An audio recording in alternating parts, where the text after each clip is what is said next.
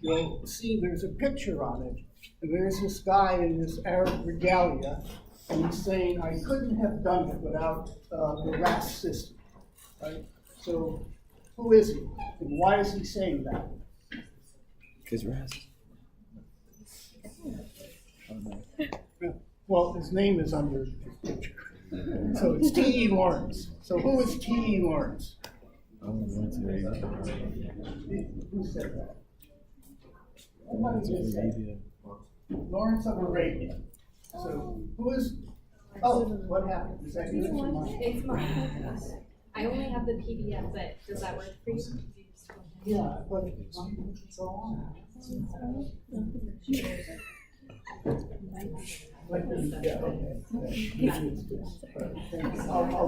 So why is he saying this? Do you know what who is Lawrence of Arabia? Please don't say it was a movie. So he was a British officer who during World War I was sent to Arabia as a military consultant and ended up leading the Arab revolt against the Ottoman Turks. And he's saying this because their transportation back then was primarily camels, and they were operating in a desert, and so they had to conserve water, right? And so basically he used the RAS system to conserve water, he and his men, so they could actually not dehydrate too much. And so we're going to understand today why he's making this claim of what he could or could not do. And then, okay, except we went ahead about 15. Oh, here we go. All right. So this is the overall traditional or classical RAS system. Okay. So it involves the liver, the kidney, the lungs, of course, the vascular system, and not shown here, which we'll get to in a little while, the adrenal gland. Okay?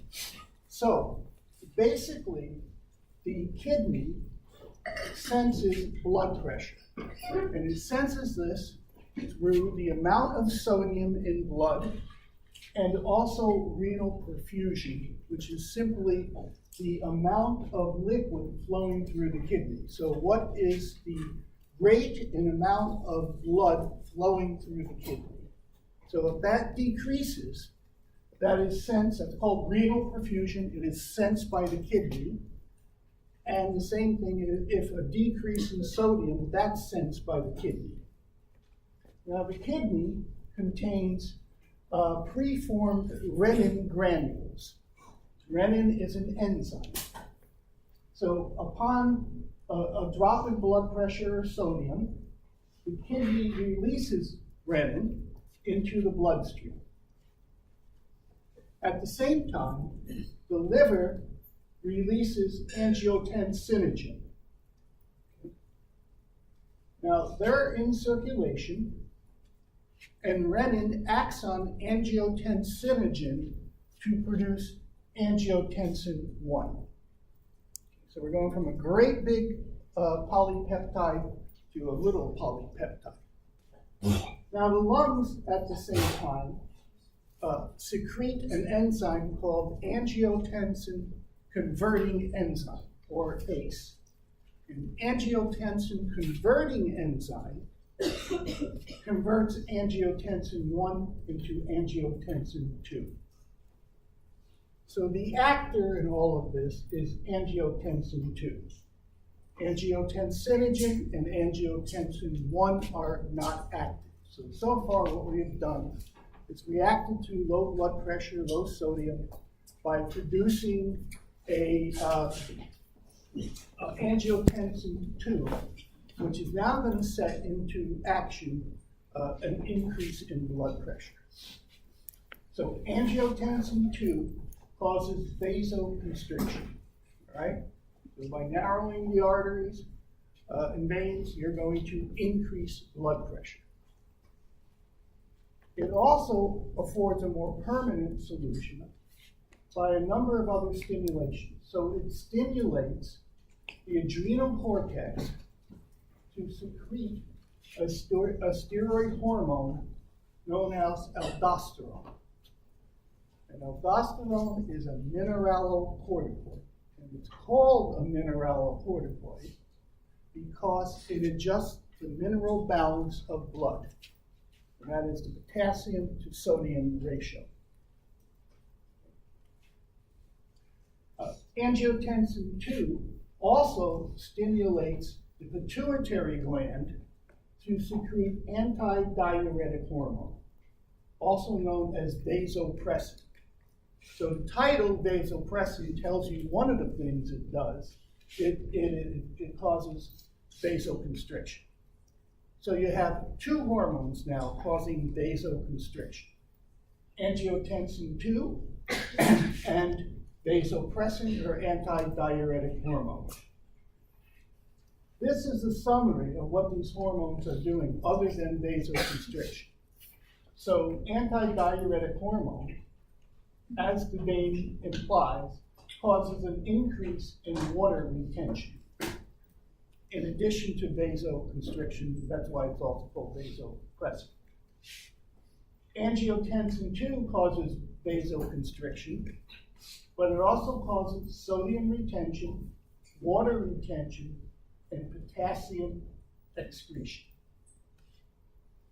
And then finally, aldosterone causes potassium excretion, water retention, and sodium retention. Okay. So the RAS system then causes a constriction of blood vessels, retention of water, retention of sodium, and secretion or excretion of potassium. This allowed Lawrence of Arabia to ride his camel through the desert during the day.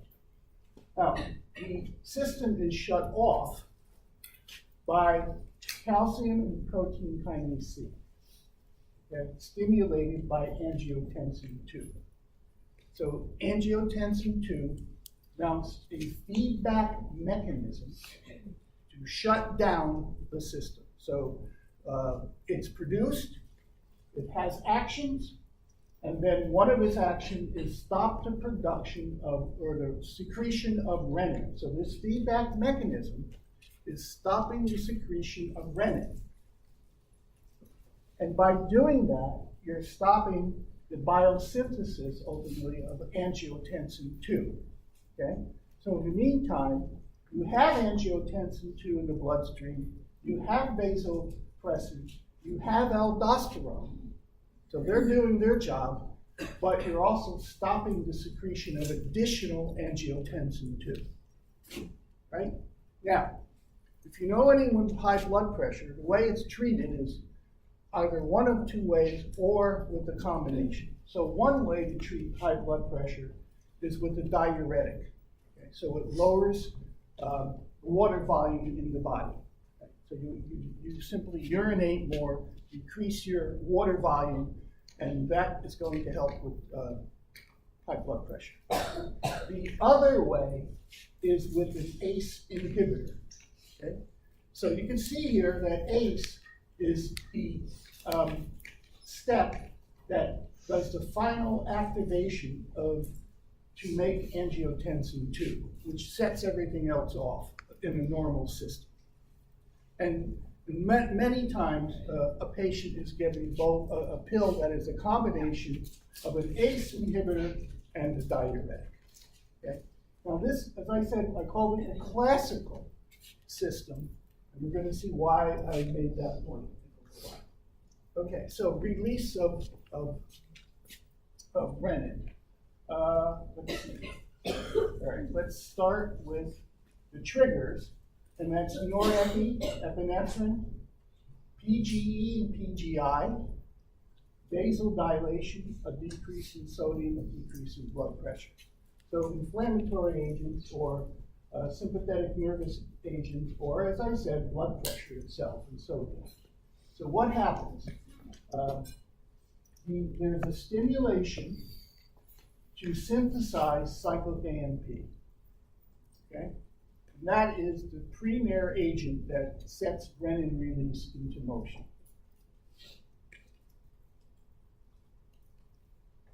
No, sometimes it works perfect.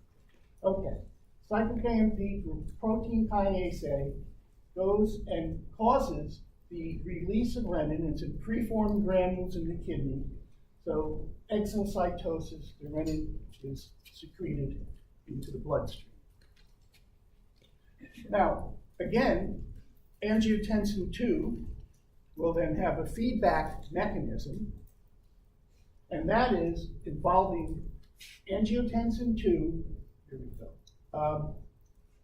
binding to its receptors, and basically through diacylglycerol, energizing protein kinase C, which in and of itself blocks the exocytosis. Okay, so we said that one of the major feedback mechanisms was through protein kinase C, blocking exocytosis of renin.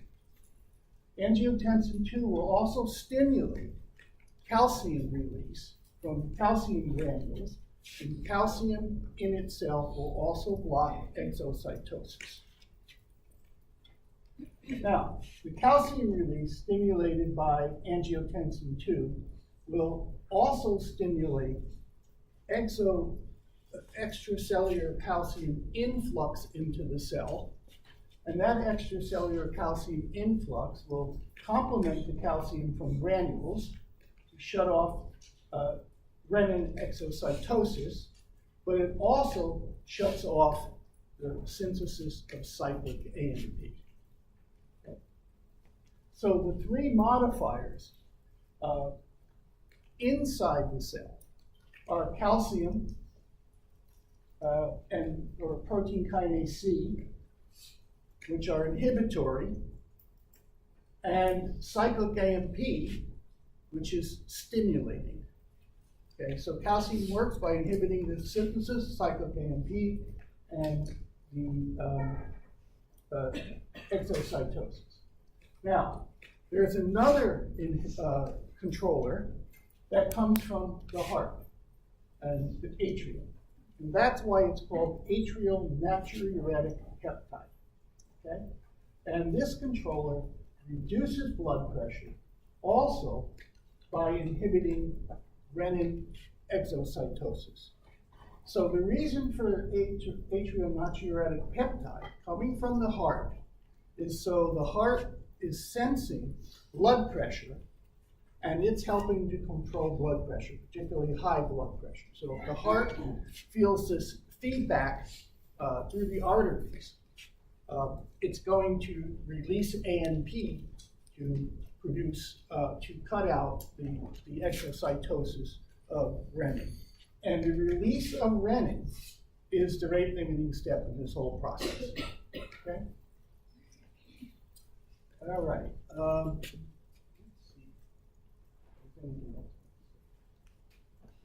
Okay. The other thing I wanted to say is this. If you have diseases that are inflammatory type diseases that result in hypotension, not hypertension. So hypotension due to infection or whatever, that's because TNF-alpha, which is an inflammatory agent, inhibits renin release. Okay? So TNF-alpha, the inflammatory agent, is responsible for the hypotension that can lead to death when you have a serious infection. Okay, so now we're going to look at receptors. So angiotensin II, okay, so here's angiotensinogen, 453 amino acids, cleaved by renin to angiotensin I, 10 amino acids, and then finally by ACE to 8 amino acids. So angiotensin II binds with AT1R, that's the angiotensin I receptor. I have it circled in red because this is the major receptor that is adjudicating all of these responses, okay?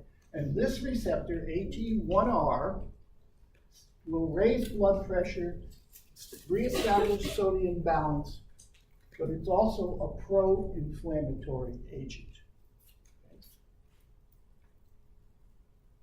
Now, over here, I don't want to belabor the left side of this panel, just to mention that renin also has receptors, and the renin receptor does also cause inflammation itself as well. Okay? But the main thing to focus on is AT1R. Now, we've said that angiotensin II itself has a negative feedback mechanism through calcium and PKC, but there's a further two receptors known as AT2R and MAS-R. Okay? These receptors are counter-regulatory receptors. So they're also providing negative feedback. So what happens is a further modification of angiotensin II to an even shorter peptide, and the shorter angiopeptide binds to the MAS-R receptor and helps to resolve inflammation. Okay, so the arrow is saying the MAS receptor is binding to the short peptide, resolving inflammation. Angiotensin II will also bind to the AT2R. It's not as well characterized as AT1R, but that's why I have a red circle around AT1R, just to point to you that this is the major overriding receptor. So AT2R will lower or inhibit blood pressure and sodium balance. So that receptor is called counter-regulatory or resolving receptor. Now, in addition, remember that angiotensin II stimulated the biosynthesis and secretion of the mineralocorticoid aldosterone. And aldosterone binds to a nuclear hormone receptor, type 1, which is referred to as the mineralocorticoid receptor. So, and it synergizes with AT1R. We're going to see that in more detail. So you have these two hormones, one peptide, one steroid, synergizing their activity. Major difference between the two is that angiotensin II causes vasoconstriction, and aldosterone doesn't seem to. All right, so I talked about the classical RAS system and being involved in the tissues that I mentioned, but it turns out that there is this RAS system just about in every tissue. Okay? And so the question is, what's it doing there? And what we're seeing here is the fact that the AT1 receptor is involved in many tissues and has a lot of different functions, okay? So we talked about in the kidney and stimulation of aldosterone synthesis in the adrenal, the heart. So what does it do in the heart? It's going to change the force of contractility, okay, that's ionotropy, and the rate of contractility, okay, chronotropy. So what is it doing? It's speeding up the heartbeat and making the heartbeat more forcefully. Okay, that in and of itself is going to help raise your blood pressure. We talked about vasoconstriction, but what about the brain? Well, there's a RAS system in the brain that is self-contained, and it doesn't interact with the RAS system that we took the traditional one. So it's all by itself doing its thing. And what it does is it, except for vasopressin release, which is coming from outside from angiotensin II, it's going to regulate your thirst and your appetite for salt. And therein lies a problem, that we have embedded in our central nervous system a craving for sodium, okay? When we live in a high sodium environment. Okay? And angiotensin II also decreases insulin sensitivity. Okay, so now we're gonna switch from angiotensin to the adrenal gland, talk a little bit about aldosterone. So the adrenal sits on top of the kidney. Okay, so you have two adrenal glands. They look like this. They're like a little triangle if you dissect one. The adrenal gland has several zones. You can see here, this outer layer, this is the cortex. And then the innermost is the medulla or the medulla. Okay? The innermost secretes catecholamines, such as norepinephrine and epinephrine, right? The outer zone, the cortex, secretes and synthesizes steroid hormones.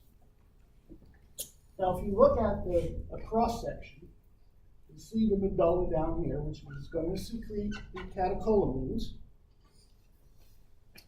And the outer zone, the cortex here, and the cortex, which is making steroid hormones, is divided into three zones. The top zone is referred to as glomerulosa. That's the zone that has the aldosterone synthase.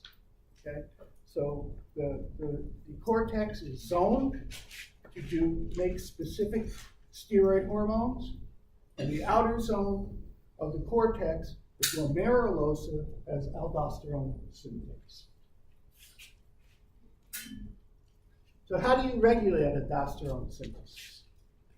Well, normally, in the absence of angiotensin II, there's a hyperpolarized environment in the glomerulosa.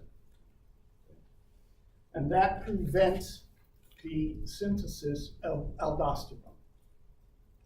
When angiotensin binds to this receptor here, the AT1R receptor, the major one, it causes a depolarization of the zona glomerulosa, calcium influx, and transcription of the aldosterone synthase. Okay, so hyperpolarization to depolarization in the adrenal gland. Okay, so let's talk about primary hyperaldosteronism. So this is a condition, as suggested, where you're producing large amounts of aldosterone independent of angiotensin II stimulation. Okay, so you can predict what that's going to lead to. So for reasons that aren't entirely clear all the time, but have to really do with either adrenal tumors or hyperplasia, you're going to have this synthesis or secretion of aldosterone that is not regulated. Okay? So aldosterone then works on the kidney, again, increasing water retention, sodium retention, and calcium excretion. Okay? This will increase the blood volume, which increases cardiac output. So the heart is sensing this, and it's starting to contract with more force. And there's an increase in arterial pressure. Okay, so this is why hypertension is bad, because what's happening in the kidney and in the blood vessels is being felt by the heart, which reacts by ticking up its activity. Now, there's going to be an impact on kidney to decrease renin, right? So normally, a decrease in renin would cause a decrease in blood pressure. It doesn't work here because aldosterone is not responding to renin. It's being put out by the adrenal gland independent of renin stimulation. So if you have hyperaldosteronism, you're going to have high blood pressure, despite the fact that your kidney is sensing this high blood pressure and is not secreting renin. Because normally renin is controlled by angiotensin II, here it is not. It has escaped control. Okay? And so with aldosterone, hyperaldosteronism, you're going to have hypertension because renin is no longer involved. You bypass this regulatory step, the major regulatory step, and that's release of renin. Now, we also mentioned that what really triggers a release of renin is the kidney sensing your blood pressure.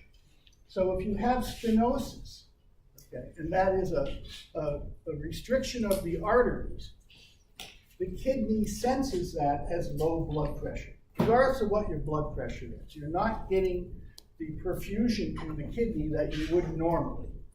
And because of that, the kidney says, you need to increase your blood pressure, and it is done by increasing renin, which increases angiotensin II, which goes to the adrenal and increases aldosterone. So between the two of them, angiotensin II and aldosterone, you're increasing blood volume, right, by water retention, you're increasing sodium retention, and angiotensin II is causing vasoconstriction. So it ends up with hypertension. Now, remember, the heart is part of this too. The heart is just not sitting there ignoring what's going on. And there's a mechanism called the Frank-Starling mechanism. And it's defined down here. And it simply means that the heart adjusts its contractility based on feedback. Okay? So remember what's happening. The kidney is sensing low blood pressure because of restricted blood flow. The heart is sensing low blood pressure, and by the Frank-Starling mechanism, which is its reaction, it is increasing contractility and rate. So that also increases hypertension. Okay, so you have not only the RAS system causing the hypertension, but when you have kidney disease, you're also going to have kick-up cardiac contractility and rate. Okay, so another reason why hypertension is bad for the heart in the long term. And of course, what this will lead to is cardiac and vascular hypertrophy. Okay? And ultimately, the heart will begin to lose tone because it's overworking, and that leads to one of the causes of death during hypertension. Now, the adrenal, or let's talk about aldosterone, also affects tissues other than the kidney. So we talked about the kidney, but it also affects you. If you remember the angiotensin II slide, that the aldosterone was right down here pointing to the heart. So it is also causing the ionotropy and chronotropy, that is the increase in rate and the increase of force. So it itself is working on the heart. It has an impact on the blood vessels, primarily inflammation, and on the brain. And again, we talked about thirst and salt, but I'm going to introduce another concept, and that is the baroreceptor. So the baroreceptor in the brain is a receptor that sets the, what's the word I'm looking for? The homeostatic point, the set point of blood pressure. It doesn't adjust the blood pressure, it sets it. So what it does is it take individual A and it'll say, look, your blood pressure is 110/70.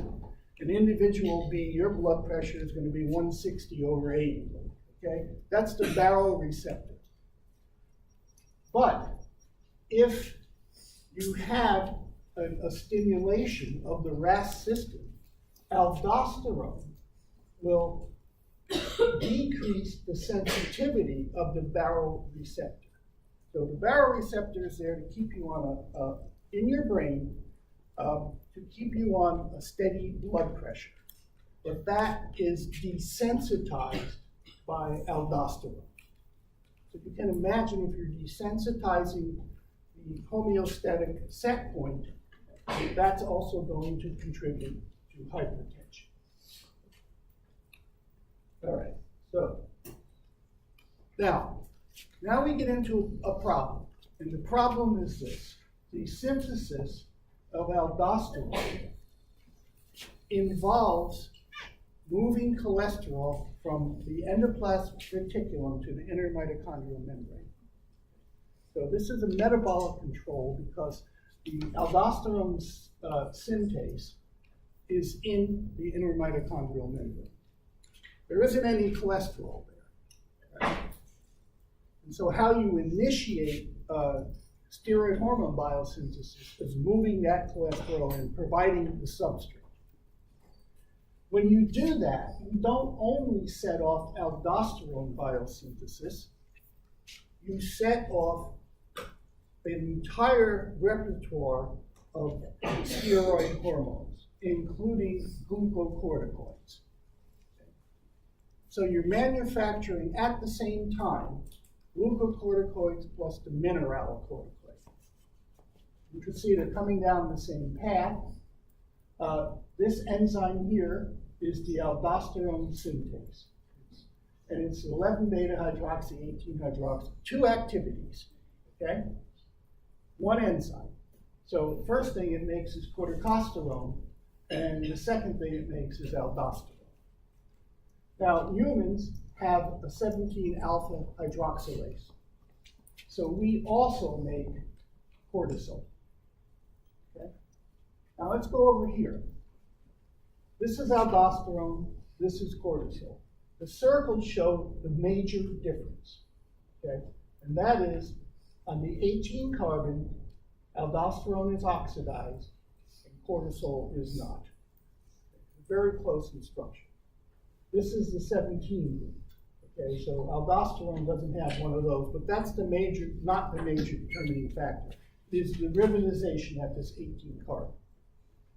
The big problem is this: cortisol and cortisone bind the mineralocorticoid receptor, not only the glucocorticoid receptor, but the mineralocorticoid receptor with the same affinity as aldosterone.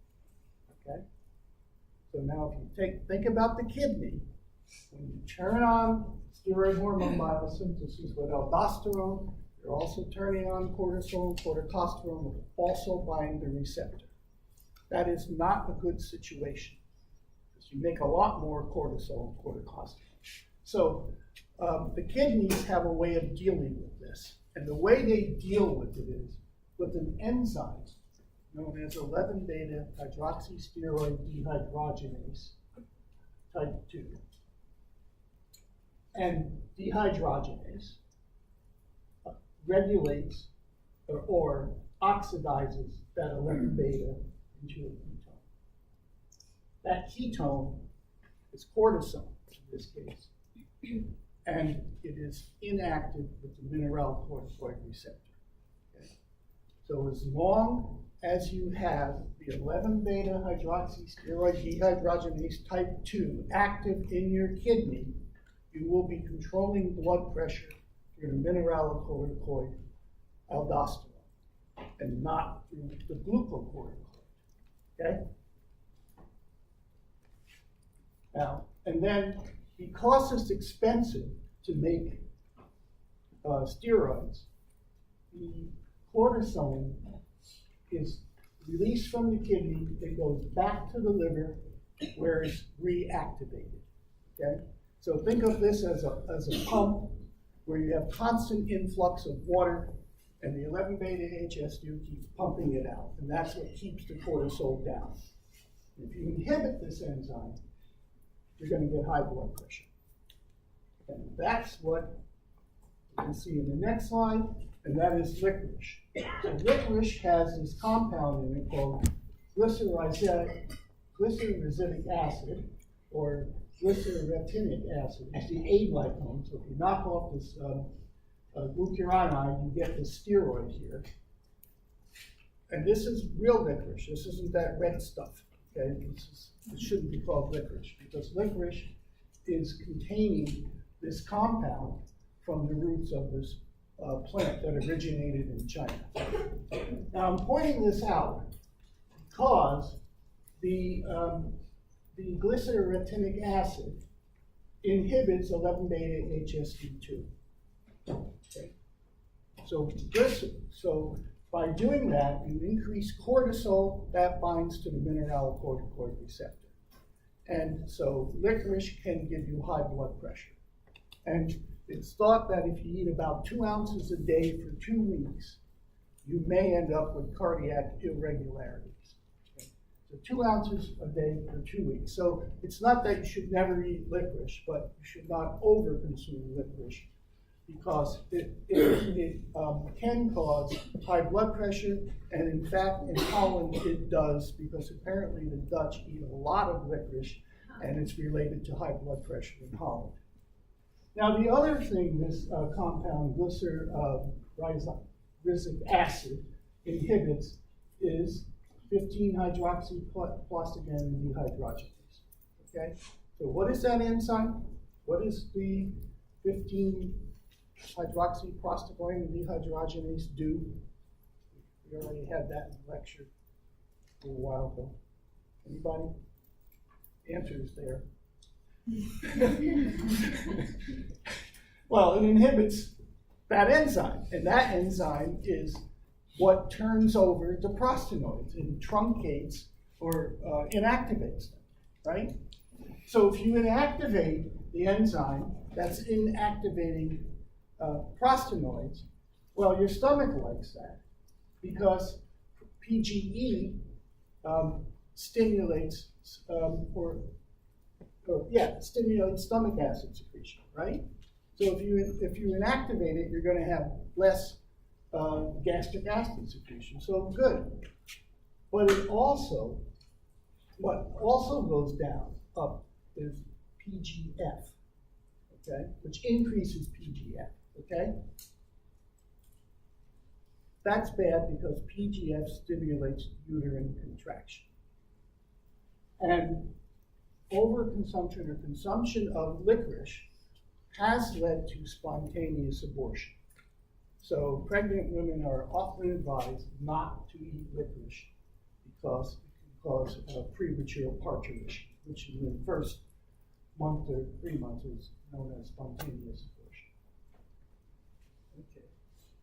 All right, so now this is a reminder that the RAS system is present in almost all tissues, okay, and it is associated with all of the properties of metabolic syndrome, okay?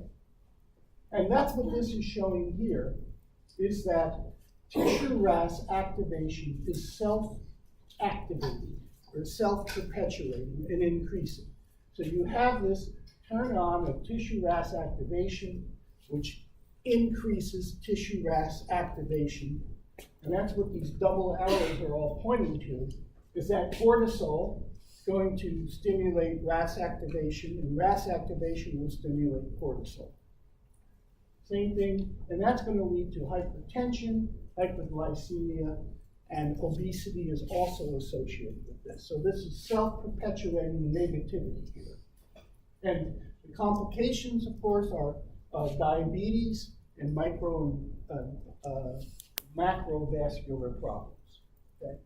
Now, you can counter this with aerobic exercise, vitamin D, but again, vitamin D will have a negative effect, will ameliorate tissue RAS activation, but tissue RAS activation also inhibits vitamin D function. Same thing with GLP-1. So I know you know what GLP-1 is, right? It's secreted from the gut. It's an insulin secretagogue. It sensitizes many organs to insulin. Okay, causes of hypertension. Most of them are unknown, right? 90% of hypertension cases, it is not clear what is going on. 10% of cases, we do know what's going on. Okay? So depending on what you read, about 10 to 40% of the population have some aspect of primary hypertension. But secondary, again, we know, okay, hyperaldosteronism is pretty self-explanatory. Renal stenosis, renal disease, stress, sleep apnea, pheochromocytoma. Where else have we seen that one? Remember, the adrenal gland has two parts, one synthesizing steroid hormones and the other catecholamines. What do the catecholamines do? Yeah? They stimulate the activity of brown fat and browning of white fat, right? So pheochromocytoma, an adrenal tumor, is going to cause you to kick up your brown fat activity, but also to kick up your blood pressure. We talked about preeclampsia in vitamin D, and that is a narrowing and thickening of the arteries that leads to organ damage. You can see how that would lead to hypertension. T3. T3 is very complicated because it regulates the RAS system in a tissue-specific manner. Okay? So that's why either hyper or hypothyroidism can cause hypertension, because it really depends on what is T3 doing in a specific tissue to the RAS system. And then narrowing of the arteries. So those are the known causes. Now, this is diet. So we evolved with a diet that was high in potassium, low in sodium. So our brains evolved to crave sodium. Now we live in a high sodium diet, so our brains are still craving sodium, right? These show here that if you go to primitive societies, you have to this day low sodium diets. They also have low blood pressure. Okay, so just read through that. And that's an experiment, if you will, in the human population, correlating blood pressure with sodium intake. I just want to look at the sodium here. You can see our diet has gone down almost 70-fold in the amount of potassium we take in, with a 3-fold increase in the amount of sodium. All right.